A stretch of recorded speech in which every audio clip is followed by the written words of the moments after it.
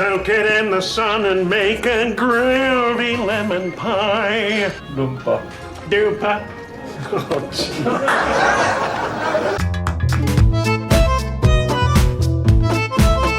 Jim can shapeshift into pretty much anyone on the spot, and his cartoonish Bruce Dern impression didn't just crack Bruce up, his daughter couldn't stop laughing either. Can't keep a good man down, can you, Bruce? Can ya? You look at me when I'm talking to you, son. Talk about nailing a perfect impression. Jimmy does it again, this time as Jack Nicholson while hosting an award show. The voice and facial expressions are so spot on that even Nicholson himself can't help but laugh. I can't believe I ate the whole thing. As if that wasn't enough, he immediately follows it up with a quick Robert De Niro meatball commercial impression. From the eyes to the mouth to that signature head tilt of Robert, he nails every detail perfectly. Now that's a spicy meatball. When it comes to impressions, you'd never expect someone to impersonate themselves, but Carrey somehow pulled it off. On the Joe Pesci show on SNL, he does an insane impression within an impression, going from Jimmy Stewart straight into a spot-on parody of himself. I'm Jim Carrey. I'll do anything for a laugh. I need attention 24 hours a day. While filming Ace Ventura: Pet Detective, Carrey was constantly improvising. At one point, he playfully delivered William Shatner's iconic line from Twilight Zone, and it was so good the directors just had to leave it in. There's someone on the way. Something. What really sets Carrey apart is that he commits with his entire body, not just his voice. His Clint Eastwood impression is the perfect example. Between the twisted facial expressions, icy stare, and gravelly delivery, he captures the legend in a way only Jim really can. I love that tape. And I show it to all my friends. Well, maybe we'll just turn the camera on and let him go.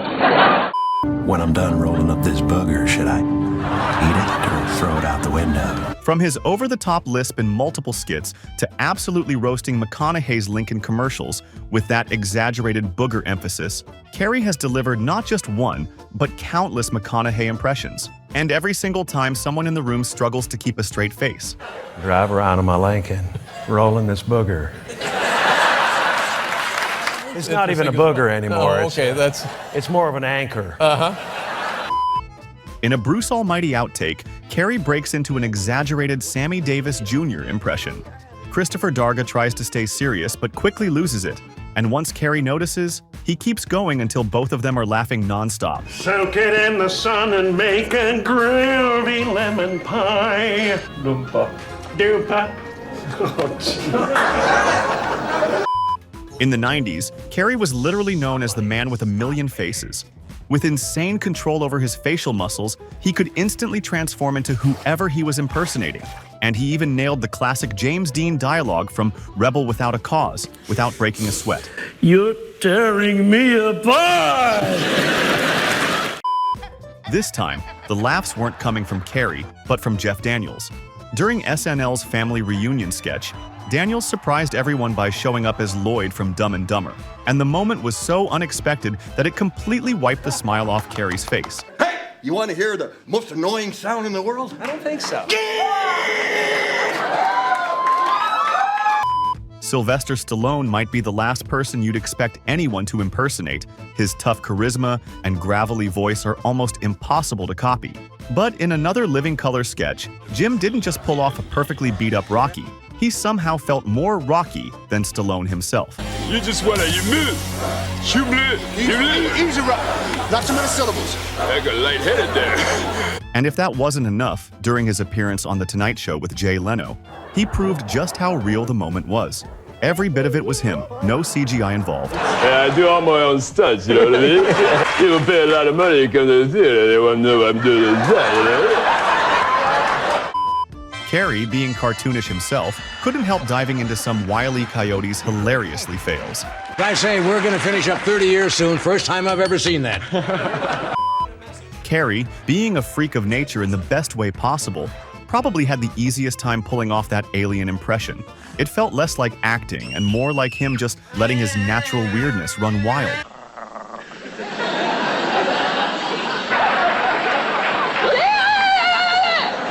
Are you? Yes, he is. You're the one that my mother. Talk about a bad decision. The season 2 sketch of the 80s sitcom Buffalo Bill was a recipe for chaos. As if Jerry Lewis's character wasn't already unhinged enough, they let Carrey parody it, and as always, he completely went off the rails. Oh, the pain is waiting that this pain would do. I could, maybe some help would be good. I could. Dabney Coleman spent the entire skit right on the edge of breaking. Hey, In another Living Color sketch, Jim takes on Don Rickles. And just like the real thing, his jokes are absolutely ruthless. God knows I love the Arab people. I cough their names up every day. Ahmed. He walks in as a UN spokesperson, apparently there to calm things down, but instead does the exact opposite, brutally roasting every country in sight with classic Rickles-style insults.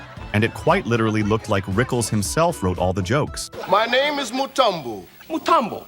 English translation, Leroy. Look, tracks, Mutombo, white women, that way. The Late Show with Letterman was never the same whenever Jim showed up. He'd casually turn the whole set into a playground, firing off hilarious celebrity impressions like David Caruso, and Letterman would be losing it the whole way through. I before E, except after C.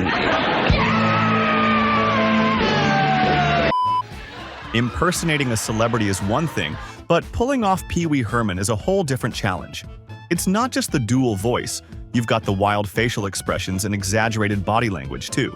But for Carrey, it was just another day on the set of Living Color. Not only that, the new Pee Wee doll comes with turbo fast. So little Pee Wee can beat this drum. In The Cable Guy, during the medieval times dinner scene, Carrey humorously references Anthony Hopkins' famous line from The Silence of the Lambs. Hello, Clarice.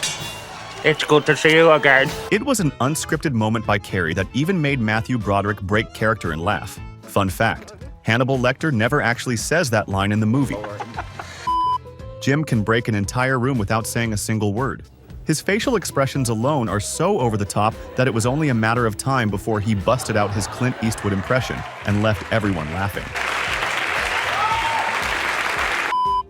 Not many people can pull off a Kevin Bacon impression. His intensity and awkward cool are hard to fake.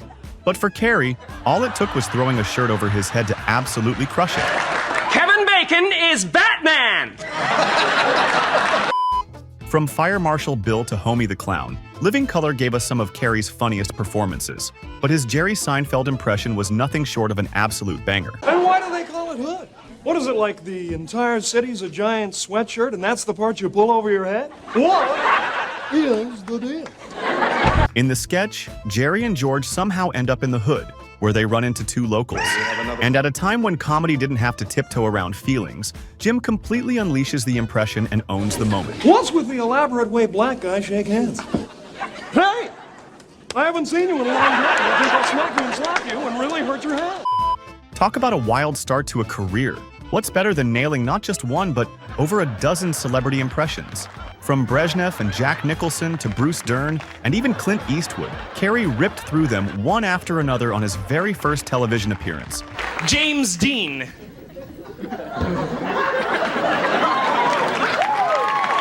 Even after firing off so many picture-perfect impressions, he still had the energy to launch into an epic Elvis Presley dance, nailing everything from the swivel of the hips to that sexy Southern swagger.